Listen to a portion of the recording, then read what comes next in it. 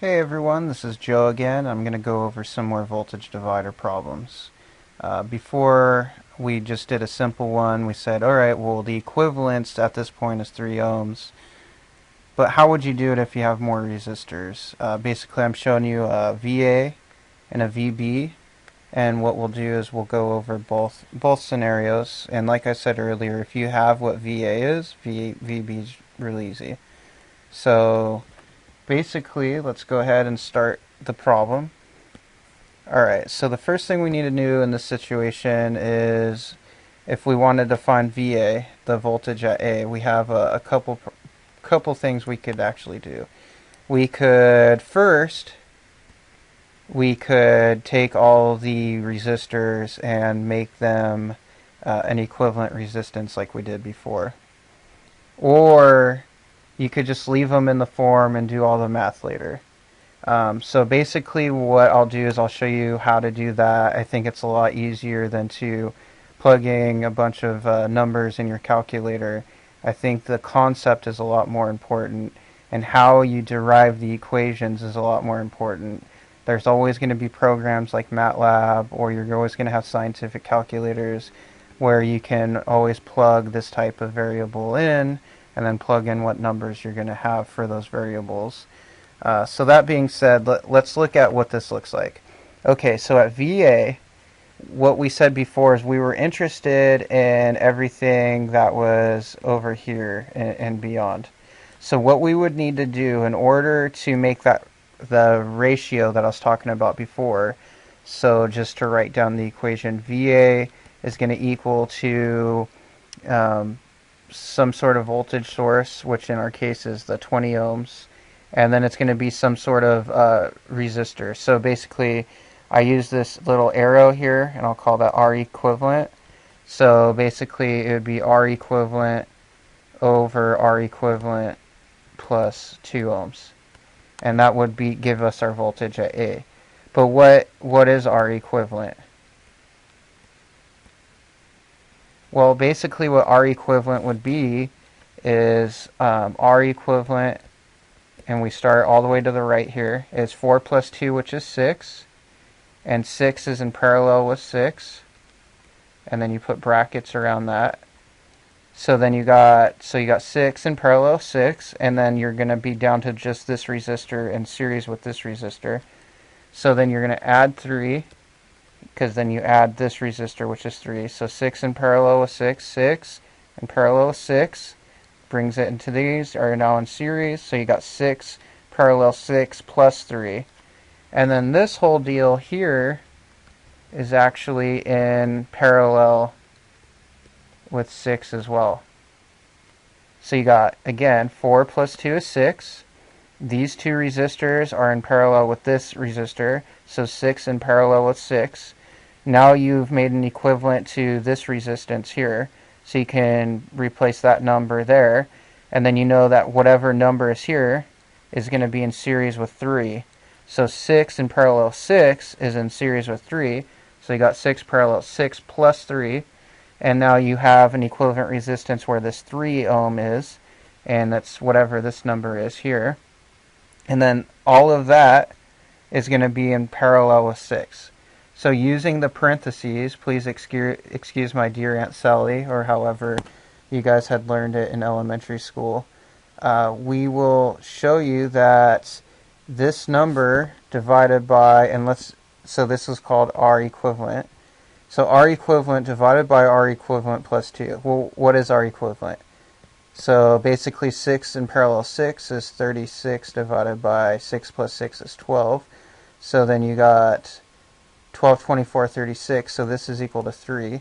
So this part is equal to 3. So we know that 6 in parallel with 6 is equal to 3. Okay, so then we got 3 plus 3, which is equal to 6. So this whole thing here is equal to 6, which is in parallel with 6. And we already said 6 in parallel with 6 is 3. So 6 in parallel with 6 is equal to 3. Now actually I did these numbers on purpose, and the reason why I did the numbers on purpose to equate to 3 was so that way we can get the same circuit we had before, so we can easily double check our answers. So if this was 2 ohms and this is 3 ohms, and this part right here is VA, what we can say is 20 is equal to, VA is equal to 20, which is your voltage source, VS, and then the ratio between 3 and 2. So it'd be 3 over 3 plus 2, which is 5. So basically you got 60 over 5, which is equal to 12 volts, which is exactly what we got before. VA is equal to 12 volts. Okay, so basically I said, alright, well once we have VA, it'd be easy to get VB. So we have VA here and VB there. We know that VA, we literally just said this is equal to 12 volts. So this is kind of considered when you're moving along the circuit. We started here with VS, and this was our output. Now this is our output. This is kind of like our source voltage. We're going to treat that like our source voltage. So basically in this instance, what you would do is get same exact situation where you have 4 plus 2. So we'll say this is now our equivalent right here. So then we can say that R equivalent divided by R equivalent plus 3 is going to be multiplied by our VA is going to be VB. Oops, VB here.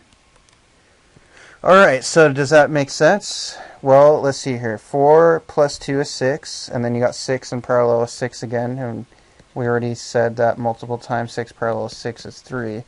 So now we have VS, so the V out is equal to VS times R equivalent divided by R equivalent plus whatever resistor we'll just call R1. The R1 in this case would be 3. So basically plugging the numbers in, we got VO is equal to 12. Multiply that by 3 over 3 plus 3. So basically you got 12 times 1/2, which is 6 volts. So basically VB right here should be 6 volts. Let's double check our work. I got a nifty little program. No, I don't want to update that. It's called LT Spice. So if you go to File and New Schematic, this is absolutely free. You can pick out, for example, a component like a battery. So if we type in battery here,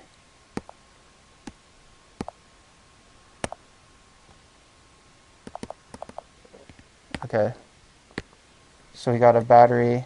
That would be our 20 volt source that we made up. Then we can rotate these using Control R, or there's a little arrow that you can use as well.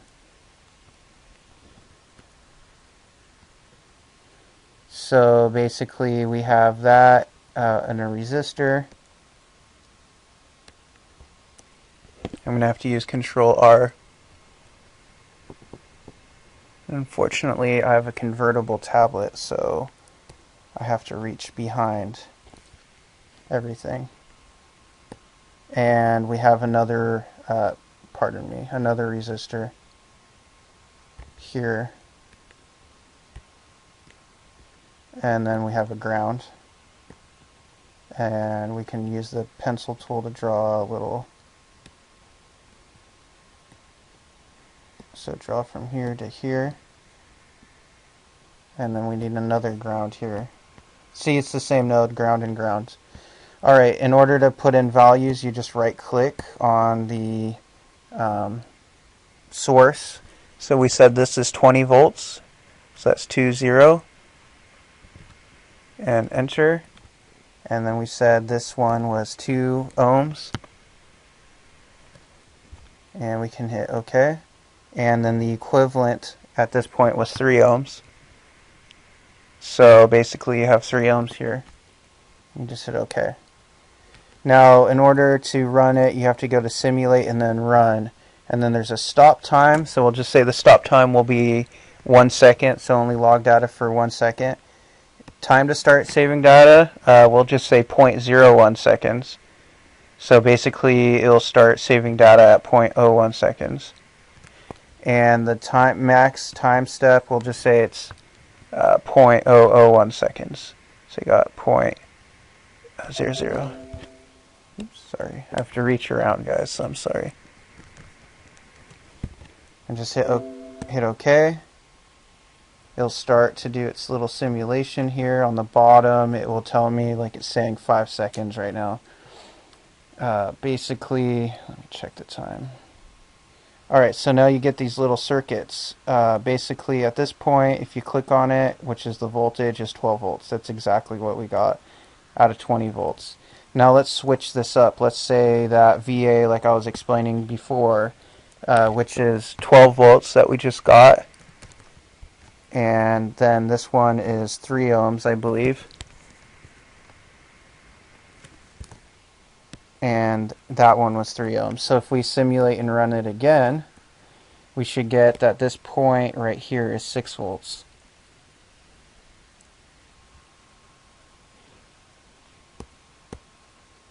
And yep, right here it says it's 6 volts, and that's exactly what we got.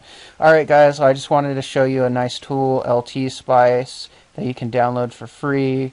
It's awesome for checking easy circuits. I don't think it does dependent sources. It may, I don't really know, but at this point, go ahead and check it out. You can use it to double check your homework problems. It will tell your power, current, and everything. If you aren't familiar with it, I'm sure your teacher would be. If not, then they might be familiar with some other simulation like P-Spice or something like this. But again, this is called LT Spice. Alright guys, well I want to thank you for your time, and I'll talk to you later.